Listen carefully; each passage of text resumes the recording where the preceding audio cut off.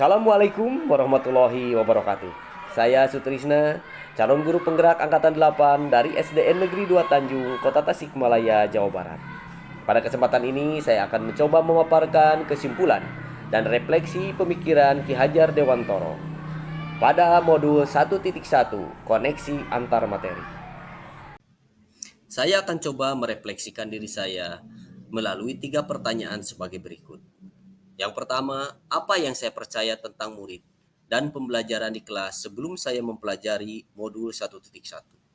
Yang kedua, apa yang berubah dalam pemikiran dan perilaku saya setelah mempelajari modul 1.1. Yang selanjutnya, yang ketiga, apa yang dapat segera saya terapkan agar pembelajaran lebih baik di kelas yang mencerminkan pemikiran Ki Hajar Dewantoro. Yang saya percayai tentang murid dan pembelajaran di kelas sebelum saya memahami mempelajari modul 1.1, yaitu diantaranya satu, guru mendominasi pembelajaran atau teacher center. Murid tidak diberi kebebasan dalam mencari sumber belajar yang mereka sukai.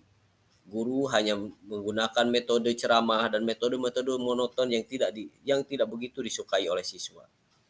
Selanjutnya, pembelajaran terfokus pada ketercapaian materi dan KKM, mengutamakan aspek kognitif anak, tanpa mempertimbangkan bahwa ada banyak aspek-aspek lain selain aspek kognitif anak, ada aspek lain yang harus dikembangkan dalam diri anak, disesuaikan dengan minat bakat yang mereka miliki. Yang ketiga, guru kurang memahami karakteristik anak. Dalam hal pembelajaran, saya menggunakan materi, menyampaikan materi, hanya mencari zona nyaman untuk diri saya, tanpa mempertimbangkan karakteristik anak yang berbeda-beda, bakat mereka yang mereka miliki yang berbeda-beda, sehingga pembelajaran cenderung pasif dan motivasi belajar siswa cenderung rendah. Mereka akan sulit bertanya, bahkan ditanya saat pembelajaran pun mereka akan sulit menjawabnya.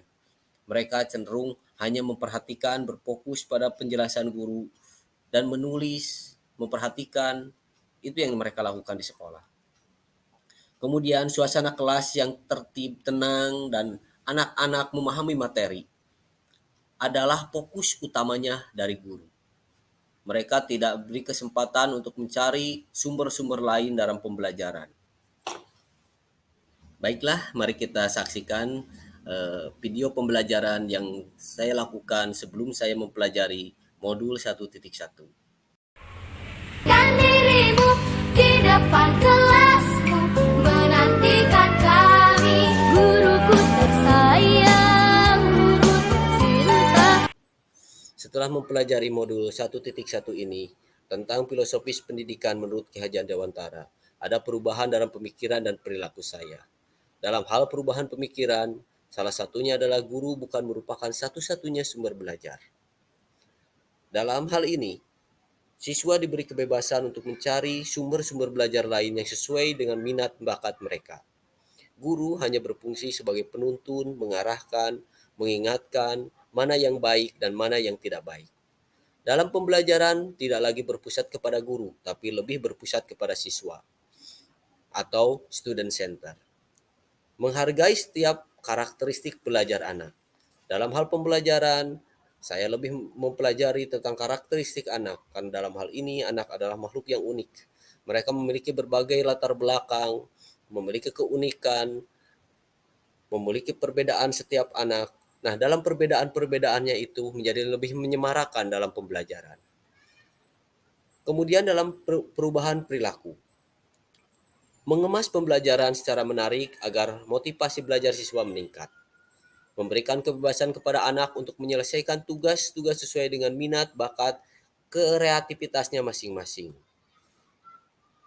Memperhatikan, melaksanakan pembelajaran sesuai dengan kodrat yang mereka miliki. Dengan perubahan pemikiran dan perilaku dalam pembelajaran berdampak sangat positif. Anak lebih kreatif, lebih bersemangat dalam pembelajaran.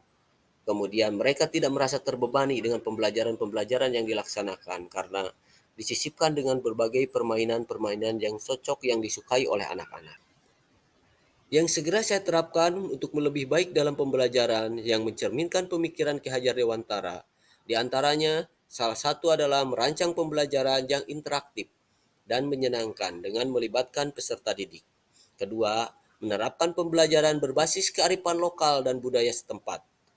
Menerapkan konsep merdeka belajar dan mengintegrasikan setiap pembelajaran dengan pencapaian profil belajar Pancasila. Pembelajaran yang mengutamakan aspek budi pekerti. Salah satunya adalah menerapkan sistem AMONG, pendidikan yang menuntun bukan menuntut. Kemudian pembelajaran yang sesuai dengan kodrat alam dan kodrat zaman.